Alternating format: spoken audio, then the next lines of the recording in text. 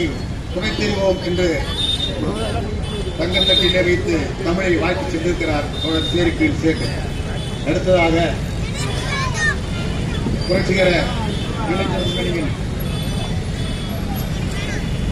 போராளி தோழர் பசுமை செல்வன் அவர்களை 2 நிமிடம் உரையாற்ற அழைக்கிறேன்.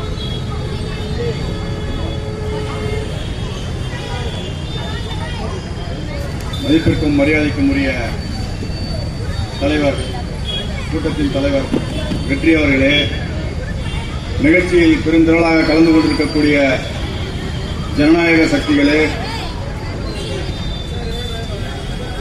குறிப்பாக மக்கள் அதிகாரத்தின் தோழர் ஞானம் அவர்களே, உங்கள் அனைவரையும் வருக வருக என்று கூறிக்கொண்டு இந்த உன்னத நாளை திருவண்ணாமலை பகுதியில் நடத்துவதற்காக கூறிய மாவட்ட குழுவினருக்கும் நாங்கள் சார்ந்திருக்கின்ற தமிழ்நாடு மார்க்சிய லெனினிய கட்சிக்கும் நன்றியை தெரிவித்துக் கொண்டு, தோழர்களே, இன்றைய நாள் நாம் சூளுரைக்க வேண்டிய நாள். இன்றைய நாள் தாய்மொழி காப்பதற்காக சூளுரைக்க வேண்டிய நாள். சனாதன சக்திகளை வேறறுக்க சூளுரைக்க வேண்டிய நாள். ஒரு மொழி என்பது இயற்கையானது. அதுவும் தமிழ் மொழி கல் தோன்றி மண் தோன்றிய போன்ற காலத்தே முன் தோன்றிய மூத்த கொடி, மூத்த மொழி. வக்குரில் ஆறும் பன்மனை அடுக்கமும் வளர்த்தெடுத்த மொழி. இந்த மொழி உலகிற்கே தாய்மொழி என்று பாவாணர் சொல்லியிருக்கின்றார்.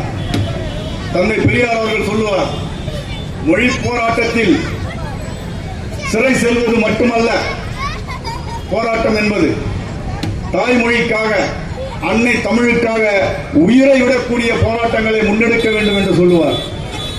அதேபோல் பாரதிதாசன் சொல்லுவார், கொலை வாழினை எடடா மிகு கொடியோர் செயல் அறவே உகை வாழ் ஒரு புலியே உயர் குணமேறிய தமிழா என்று சொல்லுவார். தமிழ் தேசத்தின் தந்தை ஐயா பாவலவேறு பெருஞ்சத்தனார் அவர்கள் சொல்லுவார், கெஞ்சுவதில்லை பிறர்பால் அவர் செய்யும் கேட்டிற்கு அஞ்சுவதில்லை, மொழியையும் நாட்டையும் ஆளாமல் துஞ்சுவதில்லை என்று சொல்லுவார். அப்படி இவ்வுலகில் இருக்கின்ற எந்த மொழிக்கும் இல்லாத சிறப்பு நமது தாய்மொழி தமிழுக்கு இருக்கிறது என்பதை நாம் புரிந்து கொள்ள வேண்டும். உலகிலேயே தனது தாய்மொழிக்காக உயிர் நீத்த ஒரு இனம் என்று ஒன்று இல்லை என்பதை நாம் புரிந்து கொள்ள வேண்டும். தமிழில் ஒரு 2000 ஆண்டு காலம் படிக்கலாம், அந்த அளவுக்கு விஷயங்கள் இருக்குது. அப்ப அவன் திணிக்கக்கூடிய இந்தியில் என்ன இருக்குது?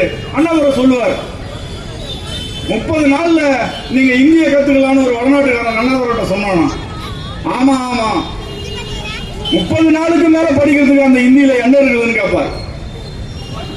நாம் எந்த மொழிக்கும் எதிரானவர்கள் இல்லை. ஆனால் வேறு ஒரு மொழி வந்து எனது தாய்மொழி ஆகிய தமிழை ஆதிக்கம் செலுத்தும், அதிகாரம் செலுத்தும் என்றால் நாங்கள் ஒருவாறு விட மாட்டோம். எனது தாய்மொழியை குறைப்பவனை, அதிகாரத்துவத்துடன் திமிருடன் வருபவனை எனது தாய்மொழித்தாலும் விடமாட்டேன் என்றார் பாரதிதாசன். அப்படிப்பட்ட தாய்மொழி தமிழுக்கு ஏன் இவ்வளவு இழுக்கு வந்தது? அழகா இருக்குது ஆசிரியர் தினம்னு. அத அவன் குரு உற்சவம் மாத்திரம், குரு நமஸ்காரம் மாத்திரம். யாரா அவனுக்கு இந்த அதிகாரம் கொடுத்தது? யோசித்து பாருங்க. தமிழ்நாட்டில் தொடங்கப்படுகின்ற ஒன்றிய அரசின் திட்டங்கள் எல்லாம் சமஸ்கிருதத்தில் வருகிறது. சமஸ்கிருதம் யாரா பேசுற? பிஜேபி பேசுறா? பிஜேபி உனது தேர்தல் பிரச்சாரத்தை சமஸ்கிருதத்தில் நடத்து, சமஸ்கிருதத்தில் ஓட்டு கேளு, பார்க்கலாம். அவன் ஒரிஜினல் பிஜேபிக்காரன். தோழர்களே, ஒன்று மட்டும் புரிந்து கொள்ளுங்கள், அவன் இந்து இந்து என்று சொல்லுவதெல்லாம் RSS சித்தாந்தத்தை ஏற்றுக்கொண்டவர்களை மட்டும்தான் சொல்கிறேன் என்பதை புரிந்து கொள்ளுங்கள்.